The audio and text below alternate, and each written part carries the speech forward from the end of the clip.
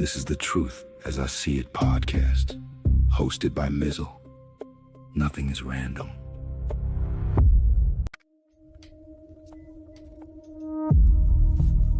The cosign is the new blackface.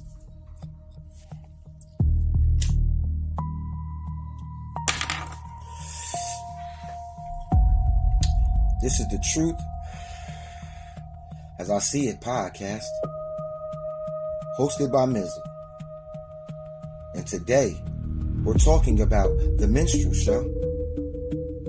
Not the museum version. Not the old black and white photo version. Not the version America pretends died because white men stopped putting burnt cork on their faces. I'm talking about the business model. Because that is what Minstrel Z really was. A business model. Take black humiliation, put it on a stage, and turn it into a joke. Train the audience to laugh, then profit from the image. That was the old formula. The new formula is cleaner. It has better lighting, better contracts, better PR, a bigger platform, and more black people in the room helping the machine look innocent. That's the upgrade. The old Minstrel show needed blackface. The new one only needs a cosign. A Netflix stage. A record deal. Celebrity laugh. A rapper selling destruction. An actor pretending access is power. A comedian pretending cruelty is bravery. And an audience trained to say it's just jokes. It's just music. It's just a roast. Well, no, it's not. Sometimes it's not just any damn thing. Sometimes comedy is permission. Sometimes music is programming. Sometimes celebrity laughter is a receipt. And sometimes the person laughing the loudest is not free. They are just paid very well, huh? Again, this is the Truth as I See It podcast, hosted by Mizal. And this episode is titled Minstrel Shows Never Left. They just got a Netflix budget, huh? Now, this may not be the truth that everybody likes, but it's damn sure the truth as I see it. Nothing is random. Minstrel Z was not comedy. It was training. Let's define the old machine fast. Minstrel shows were not just comedy. They were racial training. White performers put on blackface, exaggerated black speech, exaggerated black movement, exaggerated black suffering, and then turned around and sold it as entertainment. The Smithsonian says early minstrel shows in the 1830s in New York used blackened faces, tethered clothing, and caricatures of enslaved Africans, portraying black people through stereotypes like laziness, ignorance, superstition, hypersexuality, theft, and cowardice. That was not harmless. That was America rehearsing a lie until the lie became funny. And once a lie becomes funny, people stop feeling guilty for believing it. That is the danger. The stage taught the audience to laugh first, dehumanize second, justify later. That is why I don't call Minstrel Z old comedy.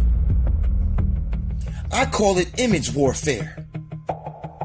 Because before you can mistreat a people, you have to create an image of them that makes the mistreatment feel natural, lazy, ignorant, criminal, over-sexualized, buffoonish, violent, disposable.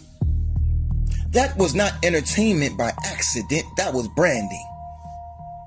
America branded black people as the joke, then acted shocked when the joke shaped its law, culture, policing, housing, education, and employment.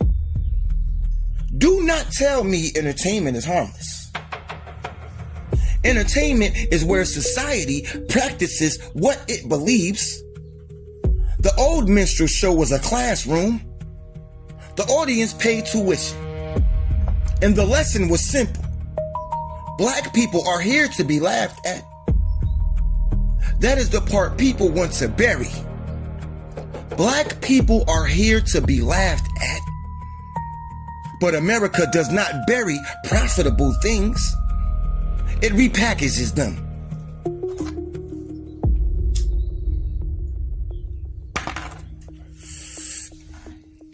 Netflix didn't invent the Coon Show. It just distributed it. Now, bring it forward. Because the modern version does not need burnt cork. It does not need a banjo. It does not need old theater curtains. It comes dressed as roast culture, streaming comedy, viral content, free speech. Stop being so sensitive. Everybody gets roasted. That's the disguise. Now, let's talk about the Kevin Hart roast. A roast is supposed to be offensive, and that's fine. But there's a difference between roasting a celebrity and turning black trauma into premium material. There's a difference between joking about fame and joking about slavery, lynching, George Floyd, and Black Death. And there's a difference between comedy pushing the line and comedy dragging a dead black man back into a room for a cheap laugh. Reports described backlash around racial material at the roast, including jokes involving George Floyd, slavery, lynching, and race. Michael Che criticized the racial tone and writing room optics around the special. And coverage noted that while the roast had black contributors, Che mocked the optics of a mostly white group of writers tied to the event. Now, here comes Tiffany Bozo Haddish. Now here comes Tiffany Bozo Haddish. And this is where the cosign exposes itself. When asked about the backlash, TMZ reported that she said she missed the George Floyd joke, but also suggested the people complaining were comedians and people in the public who weren't invited. That right there is the sickness, Miss Tiffany Bozo Haddish. Because I wouldn't want to be invited to that Coon Show. I wouldn't want to be invited to that Coon Show. And I wouldn't want to sit 6 feet next to you. My skin would crawl.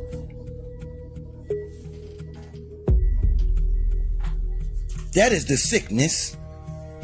Because imagine reducing criticism of racial humiliation to jealousy over not being invited. That is exactly the problem. Some people are so desperate to be in the room, they forget that the room can still be morally bankrupt. Everybody isn't mad because they didn't get the invite, Miss Tiffany Bozo Haddish. Some people are mad because the invitation required for you and your other bozo friends to sit there smiling while the culture got spit on. That weren't invited line is celebrity brain rot, Miss Tiffany Bozo Haddish. That is access addiction. That is the mentality of someone somebody who thinks being inside the building means that they won. Huh? Well, what did you win, Miss Tiffany Haddish? Huh? What did you, a DUI arrest? That's what you won? Huh? You won, that lawsuit? With that video with the minors? That's what you won, Miss Tiffany Bozo Haddish? Huh? You are a buffoon. Miss Tiffany should be careful playing moral hall monitor, because she is not somebody with a spotless public record. Huh? And you throwing around wisdom from the mountaintop. This is somebody whose name has been tied to a dismissed lawsuit over inappropriate comedy sketches, including minors. Several public DUI-related arrests. So maybe don't stand at the gate of the Coon Show acting like people are bitter because they didn't get wristbands, Miss Tiffany Bozo Haddish. Maybe you need to sit this one out. Huh? Take your wine and sit this one out. Because most of your men look like the writers of the show. Huh? That is a compass with liquor spilt on it. And before someone says I'm being too harsh, well, good. Because these celebrities talk real slick when regular people object. They want us quiet, grateful, laughing. They want us to accept every insult as comedy because they got the invite to be VIP section of the disrespect. Hell nah.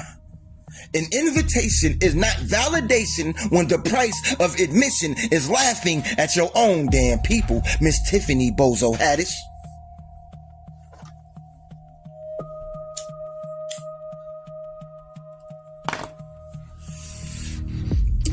Paid to laugh, the celebrity cosign. This is the real issue, not the joke, the cosign. The joke is the match. The cosign is the gasoline. When black celebrities sit in a room laughing at black humiliation, they become the industry's alibi. The machine can point to them and say, look, see them? They laughing. They approve it. They seem fine with it. Why the hell you mad? That is why the cosign matters. It turns disrespect into permission. It turns humiliation into entertainment. It turns black celebrities into receipts. And sometimes these entertainers are not powerful in those rooms. They just decorative. Huh? They are there to soften the insult. They are there to make the stage look safe. They are there so the audience can laugh without guilt. That is the new minstrel function. No makeup, cover. Not burnt cork, a paid smile. Not a costume, a contract. The cosign is the new blackface. And then there's my guy, Katt Williams. Katt showed up to the roast and does what he does. Speak truth. Speak truth. Huh? That's the difference. Katt came to the Coon Show and told the truth in joke form and left the Coon Show. Huh? He didn't need to sit there like a trained seal clapping for every rotten punchline. Huh? He walked in as Katt and he left as Katt. And that matters. Because a real comedian exposes the truth. A court jester protects the king. A court jester laughs so the powerful feel comfortable. A comedian tells the truth so everybody gets uncomfortable. That is why Katt's presence matters in this argument. He was not just at the roast. He was a reminder that comedy can be brutal without being racially bootlicking. Comedy can cut without turning Black Death into casual confetti. Comedy can be offensive without becoming a corporate minstrel routine. The issue is not edge. The issue is direction. Who is the joke serving? Who is the joke degrading? Who profits when the joke travels? And who is sitting there laughing because they're afraid not to? Huh? That is the question.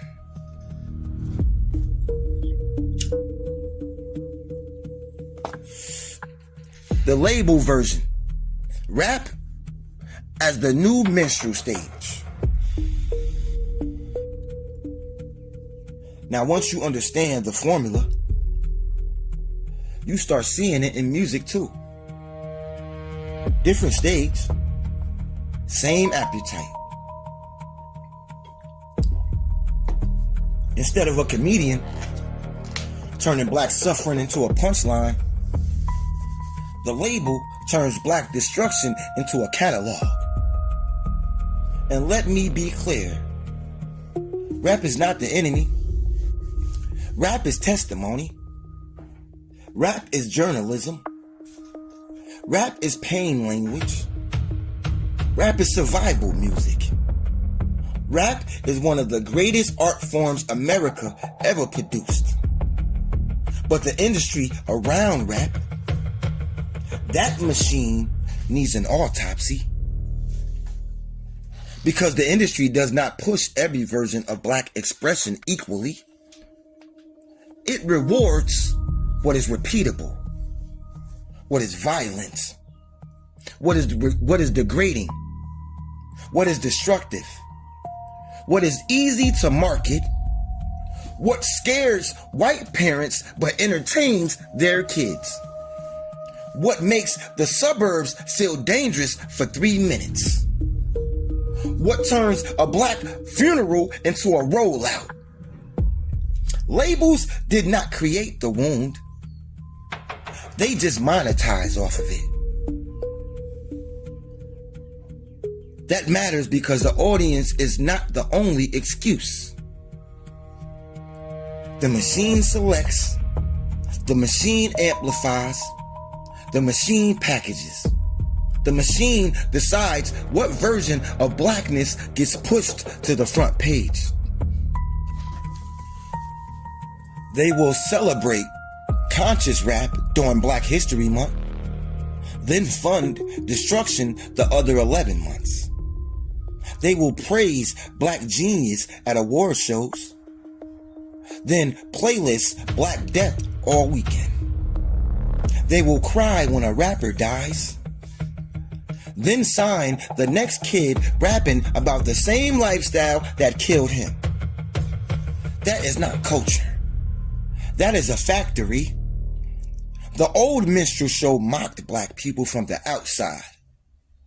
The new version can pay black people to perform the damage from the inside.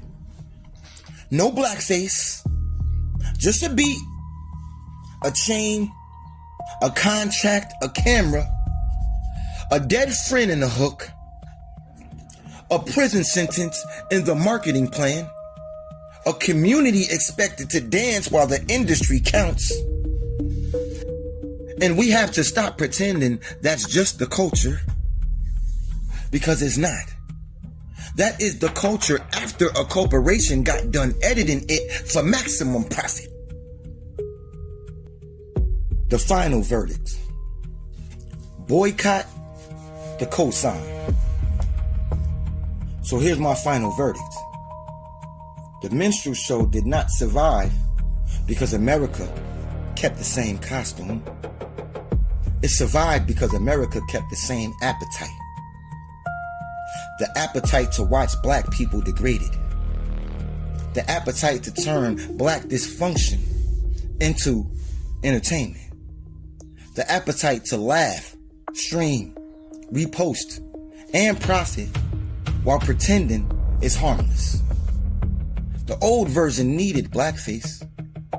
The new version needs a cosign, a celebrity laugh, a Netflix stage, a record deal, viral clip, playlist slot, A room full of people pretending the check made the humiliation less real.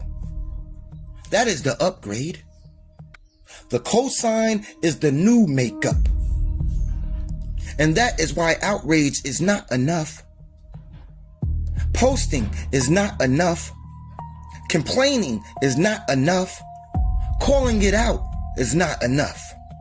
Because the machine does not care if you are offended as long as you keep watching. It does not care if you call it disrespectful as long as you keep subscribing. It does not care if you say the music is destroying the community as long as you keep streaming it. It does not care if you say the actor sold out as long as you keep buying the ticket. The machine is not moved by your feelings. It's moved by your money, fool. So stop rewarding the cosign. Stop supporting actors who sit in rooms laughing while black humiliation becomes entertainment. Stop giving streaming platforms your attention when they package racial trauma as comedy.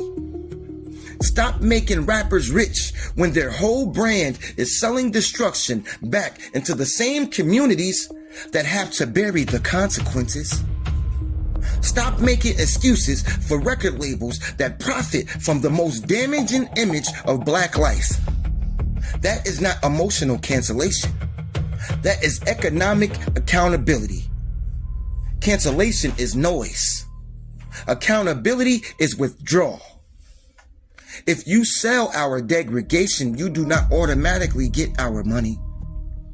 You do not automatically get our streams. You do not automatically get our clicks. You do not automatically get our subscriptions. You do not automatically get our applause. You do not automatically get our defense. Everybody understands one language: money. So hit the machine where it hurts. Because if black humiliation stops converting, the platforms will suddenly discover standards. If destructive music stops being rewarded, labels will suddenly discover balance. If actors lose support for co-signing racial disrespect, they will suddenly discover principles. Funny how morality shows up when the money gets nervous. That is why the boycott matters, huh? Not a fake boycott, not a 2-day emotional tantrum. Disciplined boycott, huh? A strategic boycott, a selective boycott, huh? A boycott that says if you sell our degradation, we will not fund your elevation. If you sell our pain as content, we will no longer be your audience. If you need black laughter to validate racial material, we will not give you the receipt. If your music profits from community destruction, we will not make the soundtrack go platinum, huh? The modern minstrel show does not survive only because they hate us. It survives because we keep funding them.